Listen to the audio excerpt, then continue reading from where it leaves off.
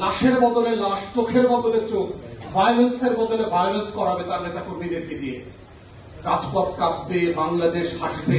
বিশ্বেও জালেম শাসক ফেরাউন ঠিক একইভাবে লক্ষ লক্ষ তরুণ যুবাদের সিপাহী সৈন্যদের ভয়ে গণভবন থেকে পালিয়ে পিছনের দরজা দিয়ে চলে গেছেন। তখন তার টেবিলে খাওয়ার সময় গরম ভাত ছিল, ফ্রিজে রান্না করা খাবার ছিল, কিন্তু খাবারটা জুটে নাই। লক্ষণ সেনের একই অবস্থা হয়েছিল, খাবার রেডি ছিল, খেতে পারেনি, পালিয়ে যেতে হয়েছে। এবং পালিয়ে এমন একটা দেশে গেছে যেটা আমরা সবসময় বলেছি তিনি ওই দেশের দালাল, এবং এইটাকে নিয়ে আবার তারা রাজনীতি করত যে তারা ওই দেশের দালাল না আবার বলার চেষ্টা করত। কিন্তু তিনি সেখানে গিয়ে এবং ভারত সরকারের গত 2 বছরের আচরণের মধ্য দিয়ে এটা প্রমাণিত হয়েছে যে আসলে কে কাদেরকে দশকের পর দশক ধরে পুষে এই গোকরা সাপটা বানিয়েছে দুধ কলা খাইয়ে। অতএব জুলাই গণ অভ্যুত্থানের মধ্য দিয়ে যারা অনেকে আশঙ্কা করছেন যে জুলাই চলে গেছে, জুলাই ব্যর্থ হয়েছে, এটা সিম্পলি সম্ভব না। এত সম্মিলিত স্মৃতি আমাদের ইতিহাসের অন্য কোনো ঘটনার নাই। 71-এর মুক্তিযুদ্ধ, 47-এর ব্রিটিশ বিরোধী আন্দোলন থেকে আজাদি, প্রত্যেকটা আমার রাষ্ট্রের গুরুত্বপূর্ণ ঘটনা। কিন্তু তথ্য প্রযুক্তির কারণে, মোবাইল ইন্টারনেটের কারণে যেটা হয়েছে যে লক্ষ লক্ষ মানুষের স্মৃতি থেকে এটা এখন অডিও ভিজুয়াল ফর্মে চলে গেছে এই মেমোরিটা।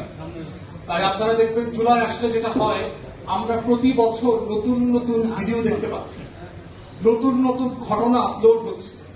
গত কয়েকদিন আগে প্রথমবার ভিডিওটা দেখলাম যে একজন গুলিবিদ্ধ তরুণ শহীদ হবার আগে তাকে যারা আহত অবস্থায় তুলে নিয়ে যাচ্ছে তাদের কি সে বলছে আমার মায়ের ফোন নাম্বারটা রাখেন, তাকে একটু জানিয়ে দেবেন যে আমি আমার লাশটা কোথায় আছে। রাজনৈতিক দলগুলো যখন জুলাই আকাঙ্ক্ষা থেকে পিছনে ফিরে আসতেছে, আমাদের তরুণরা, আমাদের যুবকরা রাজনীতির বাইরে এসে জুলাইকে ধারণ করছে, জুলাইয়ের মালিকানা নিচ্ছে।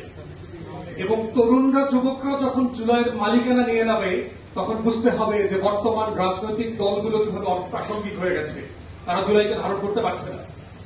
এবং এই ঘটনাগুলো কিন্তু বারবার ঘটতেছে। গত প্রায় 10 বছর ধরে যদি দেখেন, কোটা বিরোধী আন্দোলন হয়েছে তরুণদের নেতৃত্বে, কিন্তু কোন রাজনৈতিক ছাত্র সংগঠনের নেতৃত্বে না।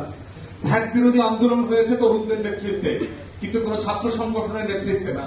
নিরাপদ সড়ক চাই আন্দোলন হয়েছে আমাদের শিশু কিশোর, আমাদের তরুণদের নেতৃত্বে, কিন্তু কোন রাজনৈতিক দলের নেতৃত্বে না। ঠিক একইভাবে 24-এর গণ অভ্যুত্থান দেখেন, আমাদের বড় বড় রাজনৈতিক দলগুলো গত 17-18 বছর ধরে টানা ফ্যাসিবাদ বিরোধী লড়াই করেছে, কিন্তু তাদের নেতৃত্বে এই গণ অভ্যুত্থানটা হয় নাই। কিন্তু তাদের অনেক ত্যাগ আছে, তারা ফ্যাসিবাদের হাতে মজলুম ছিলেন, জুলুমের শিকার হয়েছেন। অতএব এই যে তরুণদের ভিতরে একটা অনুভূতি তৈরি হচ্ছে যে বছরের পর বছর ধরে যে রাজনৈতিক দলগুলো আসলে আমাদের কথা শুনছে না, আমাদের আকাঙ্ক্ষাকে বুঝতে পারছে না, আমাদের স্বপ্নগুলো নিয়ে তাদের কোনো ভাবনা নাই, তারা এক ভিন্ন গ্রহ থাকেন।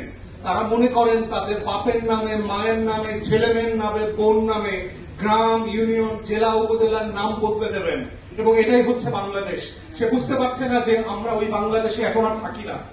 ওই বাংলাদেশের রাজনীতি যারা করতে তাদেরকে 24-এ বিদায় করে দেওয়া হয়েছে। 4,500 কোটি টাকার মূর্তি বানিয়েছিল শুধু শেখ পরিবার, শেখ হাসিনার সরকার সারা বাংলাদেশে। সেই মূর্তিগুলো পর্যন্ত 24-এ ভেঙে দিয়েছে। অতএব বুঝতে হবে বাপ মা, পোলাপান, বংশ, এদের পূজা করবার, রাজনীতি দেখবার জন্য 24 পরবর্তী জাতি, সত্তা, তরুণরা আসলে প্রস্তুত না। অতএব বাংলাদেশের সংসদের বাইরে আছেন তাদেরকে এই মনস্তত্ত্ব বোঝা দরকার যে 24 ফান্ডামেন্টালি এই রাষ্ট্র কাঠামোর চিন্তা, মনস্তত্ত্ব বদলে দিয়েছে। যদি এই উপলব্ধিতে আপনারা আসতে না পারেন, মনে রাখবেন যে বাংলাদেশ থাকবে, বাংলাদেশের লাল সবুজের পতাকা থাকবে, এখানে রাজনীতি থাকবে, স্বপ্ন থাকবে, লড়াই থাকবে, শুধু আপনারা থাকবেন না। যেভাবে আওয়ামী লীগের মতো নাই হয়ে গেছেন, বাংলাদেশের সকল রাজনৈতিক দলগুলো, পুরাতন দলগুলো যারা পারিবারিক বংশধারার ভিত্তিতে মনে করছেন তারা জন্মগতভাবে এই দেশ শাসন করবার অধিকার নিয়েছেন, আপনারাও থাকবেন না। এটাই পৃথিবীর ইতিহাস, বারবার এটা হয়েছে। এবং দেখেন আওয়ামী লীগের সেক্রেটারি ওবায়দুল কাদের গত কয়েকদিন আগে বলেছে ভিডিও বার্তায় যে অনুশোচনা তো দূরের কথা, লাশের বদলে লাশ, চোখের বদলে চোখ, ভায়োলেন্সের বদলে ভায়োলেন্স করাবে তার নেতা কর্মীদেরকে দিয়ে। মানে তারা পৃথিবীর কোন জায়গায় বাস করছে, তারা নাকি ফিরে আসবে, আপা নাকি ফিরে আসবে, রাজপথ কাঁপবে, বাংলাদেশ হাসবে, আর আমরা সব অর্থে চলে যাব। কি এক স্বপ্নে তারা বাস করছে। 24-এর এই উপলব্ধির জায়গাটাই আমরা আশা করছি রাজনৈতিক দলগুলো ভাববে এবং নতুন করে বুঝবে।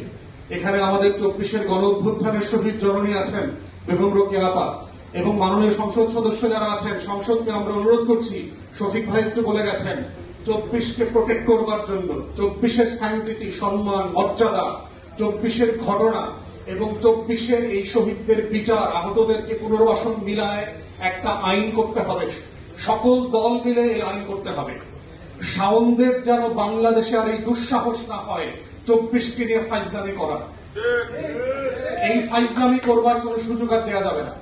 এবং এটা মাথায় রাখবেন, সরকারকে আমরা বলছি, যদি এটা না করেন আপনাদের অস্তিত্ব গদি কিন্তু টানের মধ্যে পড়ে যাবে। এটা বাস্তবতা।